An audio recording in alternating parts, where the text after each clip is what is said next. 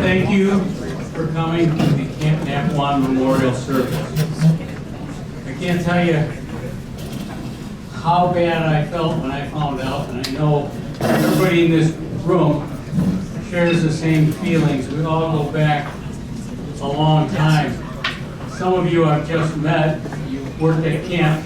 When you were a teenager, I was probably on the camping committee, or the chairman of the camping committee, or the early year advisor, or something.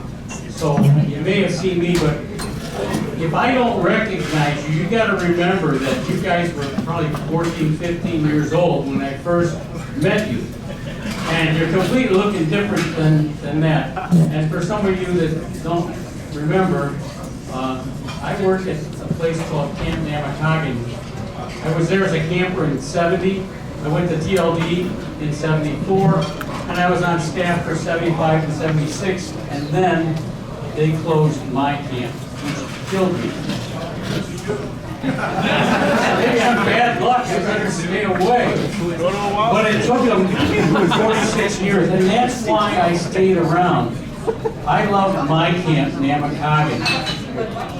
And Mr. Taylor over here, you worked at Napowan and you were at Napowan, right? So now I have somebody that I shared my camp with, and you guys all shared Napowan with me. I talked to Todd Wardell tonight, and he said to send a message to all of you that he loves all of you, but he physically could not make it. He's not doing well physically, and he'll get better, and he'll come visit us the next time we get together.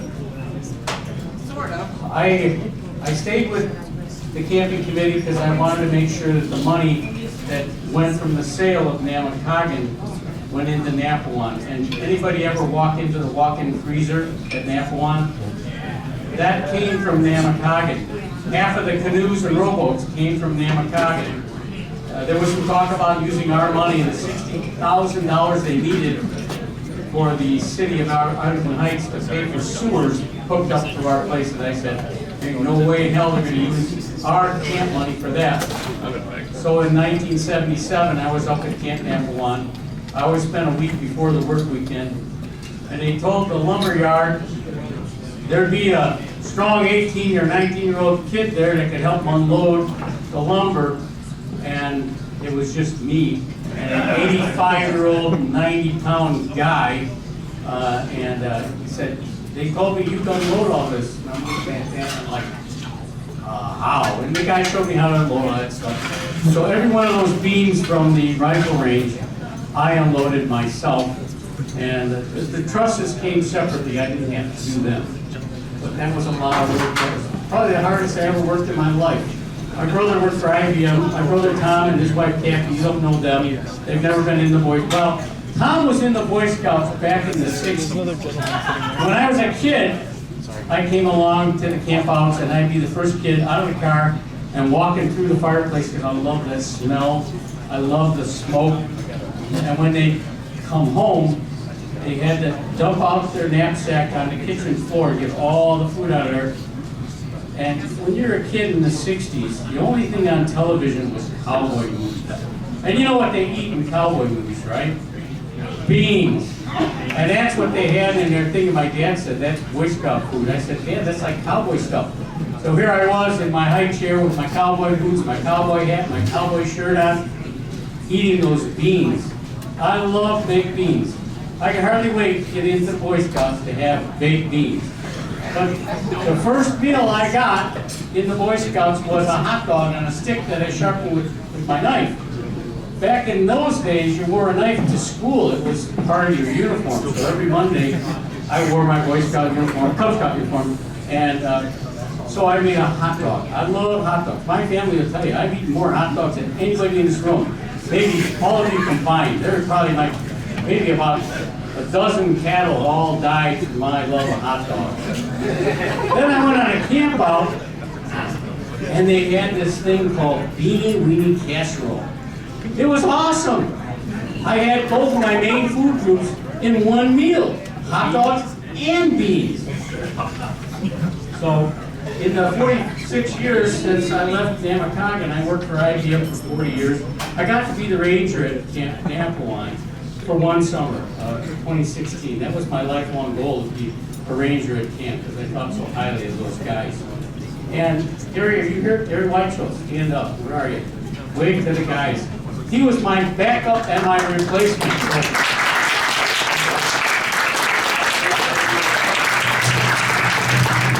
So when I left Napowan, I was driving home and I saw this senior living center that needed a maintenance guy. And I thought, well, I just opened and closed a Boy Scout camp. We got all the same kind of issues with senior citizens. Toilets that get clogged, and showers that have things in them that are not supposed to be in them, and lights that go out all the time. We have fire drills every day, once a month, and all that stuff is just like being at a Boy Scout camp.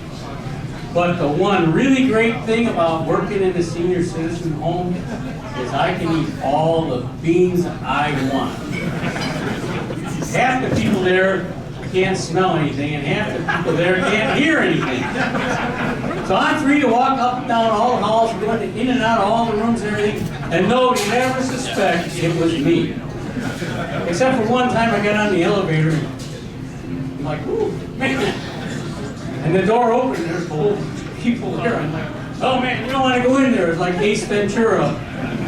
But anyhow, all that aside, that was my growing up. And there's my daughter just rolled in. Everybody wave to my daughter. She's very shy. She's 26 years old. If you're an Eagle Scout, you can come see me and apply. Okay. Over here I got my brother and his wife, and my son and his girlfriend, and my best friend Mike. Mike helps me out and all this stuff. And I couldn't do this without him. We've been to Napowan and Philmont, and Mike was a camper at Napowan when I was working there. I didn't remember him because he looks a lot different now. And we went to Philmont together, and we had a horseback trip up there. So, all that aside, I would like to introduce Linda Hafer and the Canyon Singers. Now, back in the day, we had a thing called the Lakota Drum and the Lakota Dancers, and they are what is all left of that drum. Mike, where are you? How old are you now? 42 or 43. He doesn't know himself. That's how old he is. He was born at a very early age, and he just doesn't remember. So when Mikey was about maybe 8 years old, he was coming to all the Boy Scout events. 6? So Linda is going to translate from Lakota Sioux into our language that we all speak English, right? She's going to interpret this song, which is the flag song. Linda, come on up.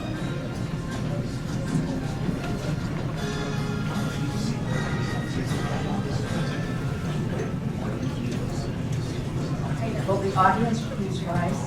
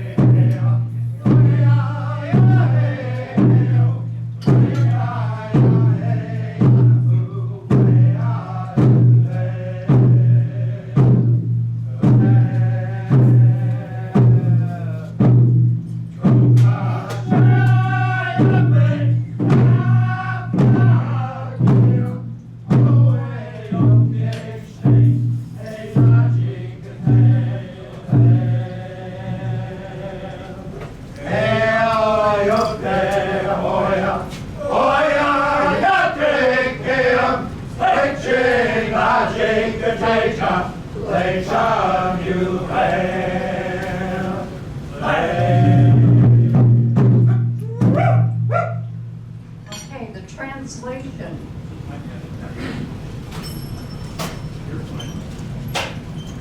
The translation is, the president's flag will stand forever. Underneath it, the people will grow. So I do this. And the next song will be.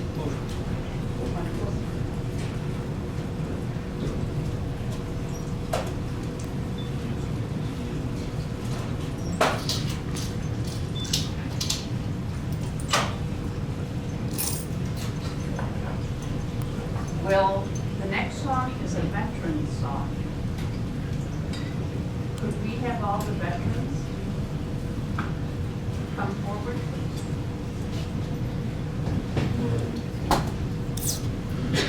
Just want to thank Gary Deutschel, my first lodge chief, who is now Captain Gary Deutschel in the Army, and he will be leading the dance for all of the veterans. Ray Van, Adam Sipley went to Philmont, and his father also went to Philmont, and now you are Scout. I'm a district executive for Irish Hills District and Michigan Crossroads Council, Michigan. Thank you for coming. My son Hunter is the only boy I know of that went to Philmont 3 times in his scouting career before he turned 18.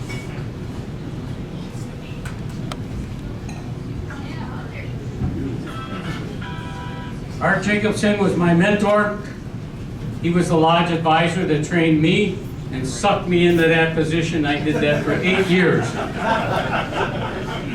Thanks, you knucklehead.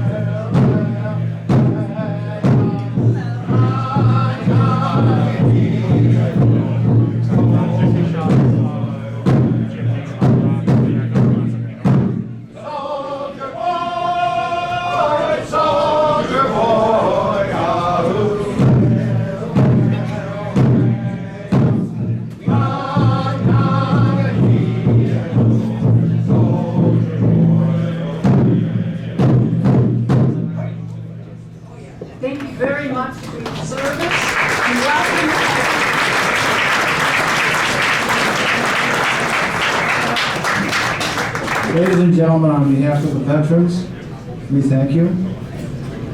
As for George Armstrong Custer, eat your heart out.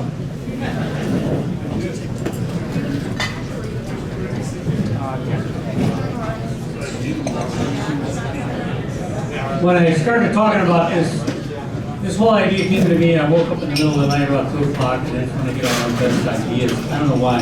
Maybe because my brain is asleep. So I mentioned it to Rick Kalanick, who is a bagpiper there. Rick, raise your hand. And I got a hold of Kevin Chapman. And now Kevin's son is also a fireman and a bagpiper. So here we are back there. I want to thank you guys. I want to thank Mama Newman, Peggy Coles, Don Harris for helping me out with the registration.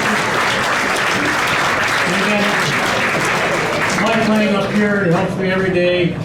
He's at my house all the time. We're working on all kinds of crazy schemes. So now, I would like to introduce our, this is really strange. This thing started taking its own life. Just started growing, got through some legs. And Brendan Guilfoy started out at Camp Napowan at 13 and a half years old, worked at camp, worked his way up in camp, and now he's a Catholic priest, and he's going to come up and give our invocation.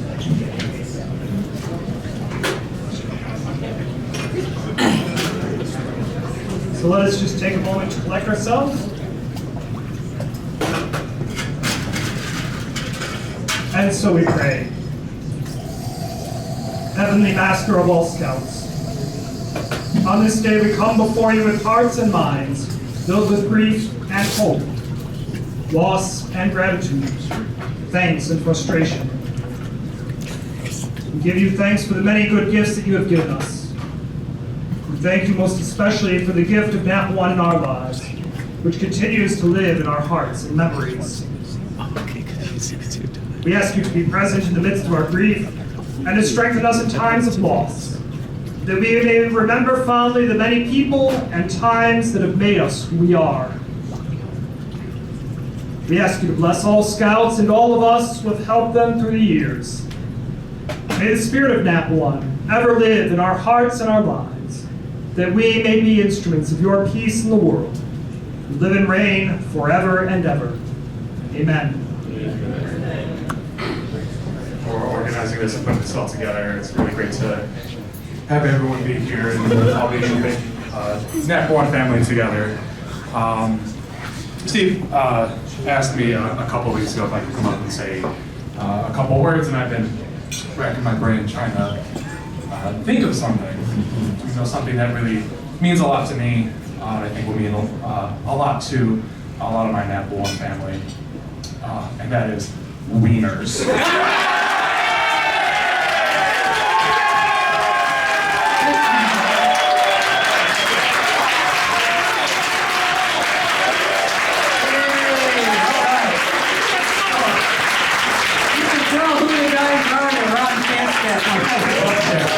So now I would like to ask Art Jacobson to come up and say a few words about Napowan. Art was the lodge advisor before me, dragged me into all this. This is one of the reasons why I'm standing up here.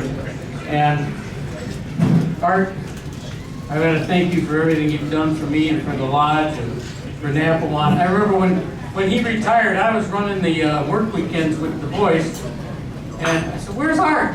"Oh, he's out feeding the chipper." This guy was so full of sweat and dust, and I couldn't believe he's out there helping these guys. He was old back then. Thank you, Stephen. I'm not going to thank you for having a tough act to follow. That's impossible. Can you all hear me? Yes, sir. Okay, good. Napowan, to me, is losing not just a friend, but losing a teacher. My experiences are all from adult point of view. I was never Boy Scout. I became a Boy Scout because of my sons who are with me tonight.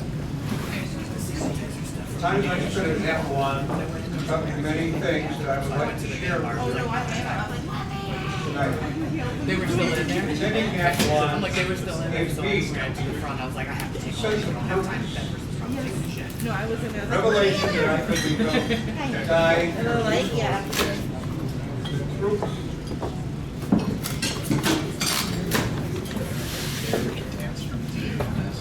It's tough when your kids show you how to do things. this electronic new world. I usually just talk like this.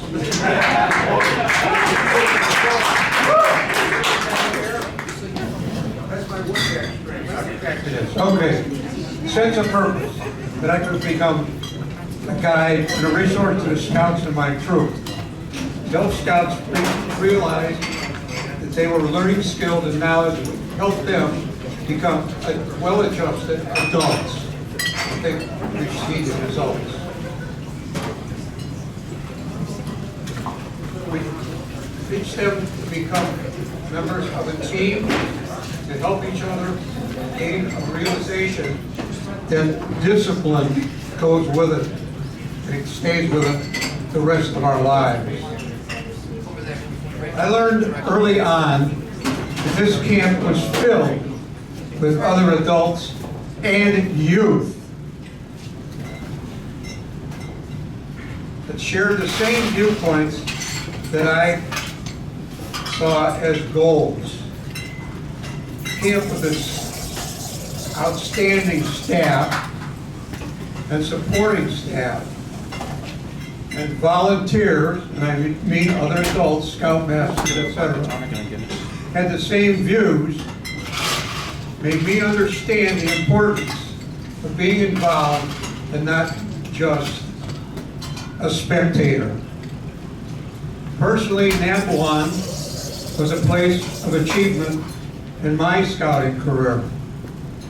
Becoming involved and active with the Order of the Arrow, as you saw tonight with the flag, on my district level, my council level, and my region level. I became a member of the council camping committee, and that is in fact where I first met Steve Town, who was the lodge chief at that time, and I knew there were great things coming from him in the future. Personally, Napowan, things that I achieved there was I undertook my wood badge in Napowan. I undertook the job of being a scoutmaster 2 years for troop leader development. I don't know what it's called now, but that's what it was back in my day. And I became members of wood badge staff. And I know a number of people here I've met tonight who have said, oh yeah, you were my counselor, I remember you. Or, oh yeah, you were my senior patrol leader, I remember you. I worked with the most dedicated people at Napowan. To sum this all up, when I say Napowan was a friend and a teacher, I include all the people who made this Camp Napowan. So I have lost the location. But when I think of Napowan, I still think of all these great memories and friends. And I hope you all will have the same feelings. Finally, I want to thank Steve Town for accepting the challenge of this fair, gathering, and making it a success. And as an old scoutmaster, I always made challenges, and when he called me, I think I was the first one that said, yeah, I live in Arizona, but I'll be there. Thank you, Stephen. He's at the bar.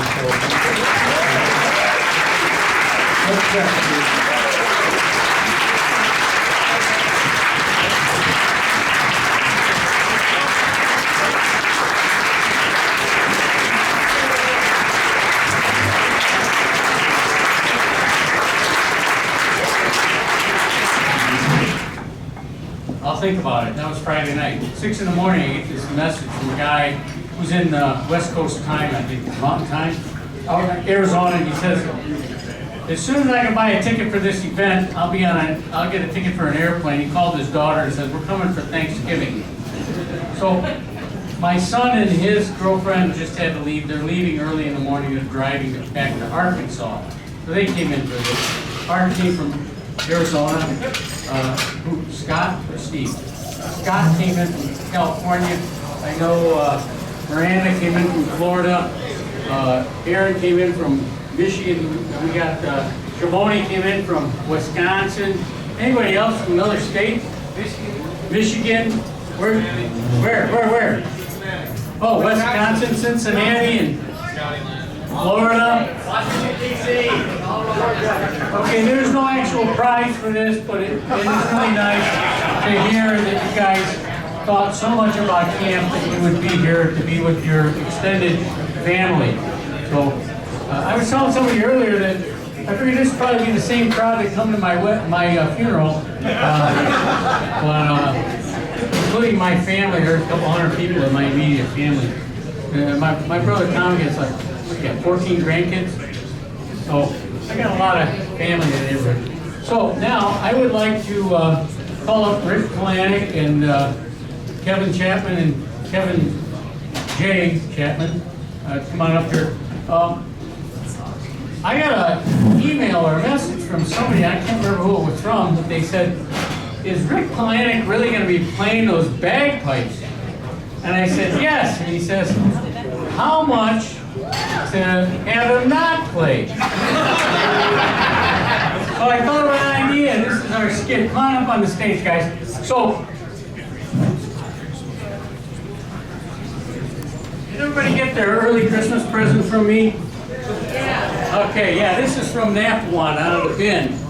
So if you haven't got one, come get one. But I'm going to ask the Reverend to come on up here and hold the collection plate. So, the money that we raise at this is going to be for the afterwards beer fund, okay? So, the way the game works is, they're going to start a song, okay? It's going to start out with Rick. He's going to play a song, and as soon as you don't want to hear that song anymore, the first guy to come up here with $20 and throw it in the bin gets to stop that song, okay? Like move that bus, but stop that song. So, are you ready? Get your wallets out. I'm going to try to raise a couple $100 so we have some beer money for everybody.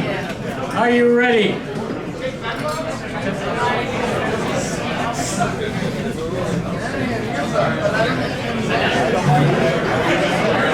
Okay. Oh, we're going to sell earplugs, but I forgot.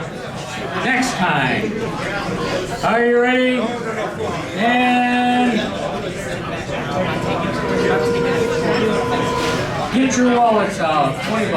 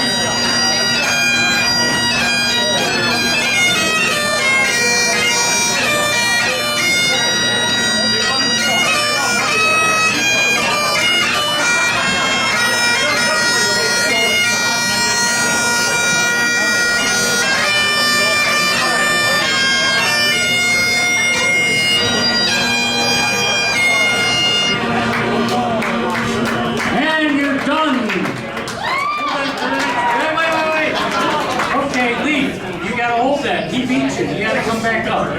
Okay, Kevin, go ahead.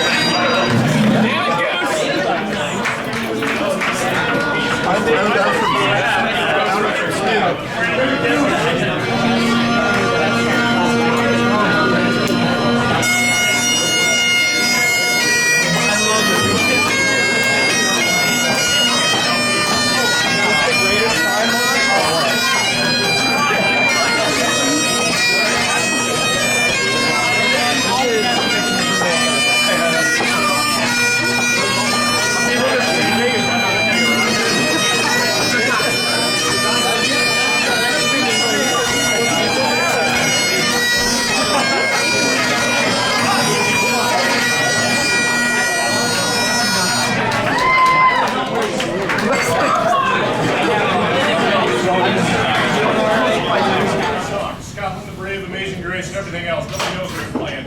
Unfortunately for me, people might recognize this song. If you do, please feel free to join in.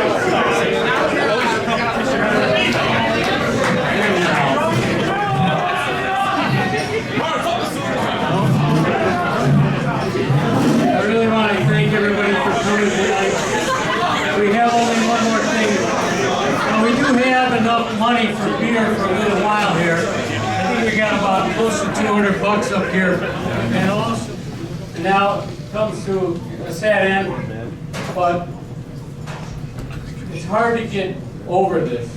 It's just a matter of getting through it. And it took me 46 years of losing my camp and working my butt off into this camp. We'll all find somewhere else to go. There'll be another song for us to sing at another day at another camp. And give your support to Owassapee and any other camp that you can. And you know, hopefully you guys will have kids someday and they'll be following through. Part of what we've been given to do, Don and I are in this association called the Scouting Alumni and Friends Association. And we want to get everybody back into scouting, and one of our missions is to get scouting back to where it used to be. It's going to be a little difficult. We've got a lot of things to overcome, but I think we have a good group of guys here to do that. So with that, Larry, go.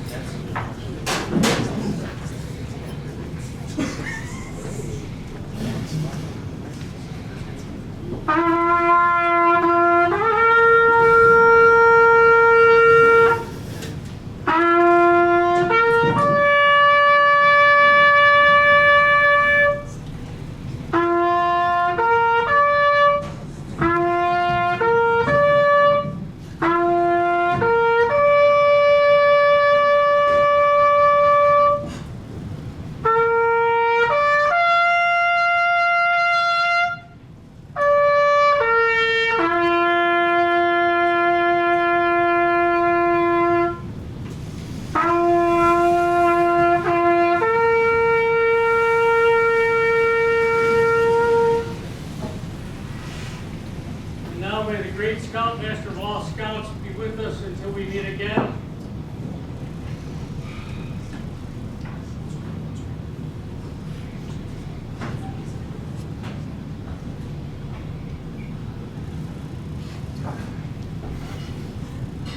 And the bar is open!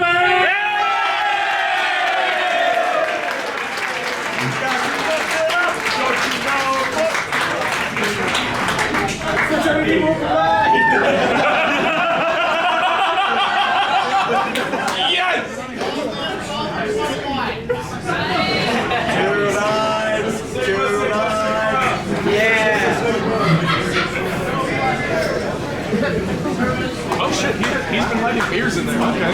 It's a beer. It's a beer case. You didn't know that?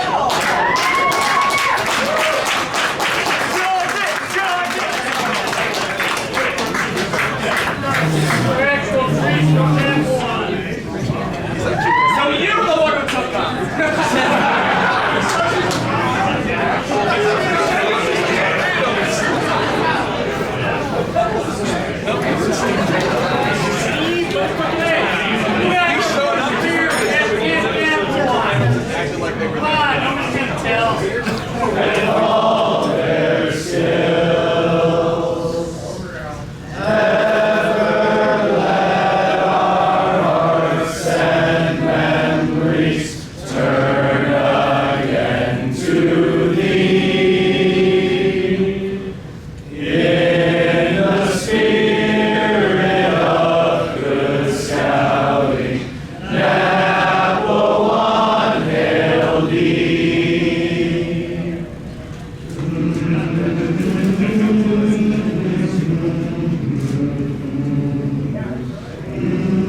All right, everybody.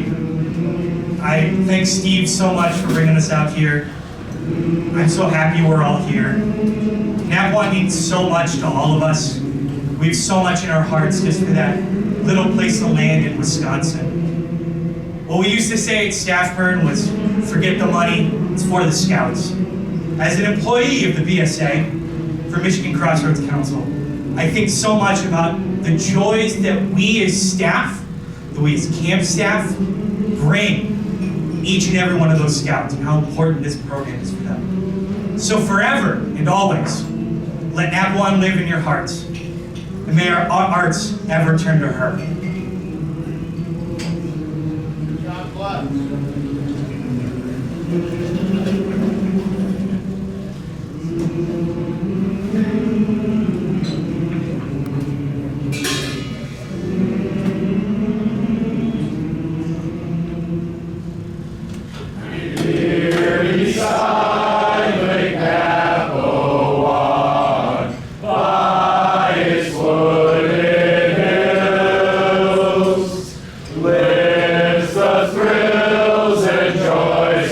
Scouting, scouting.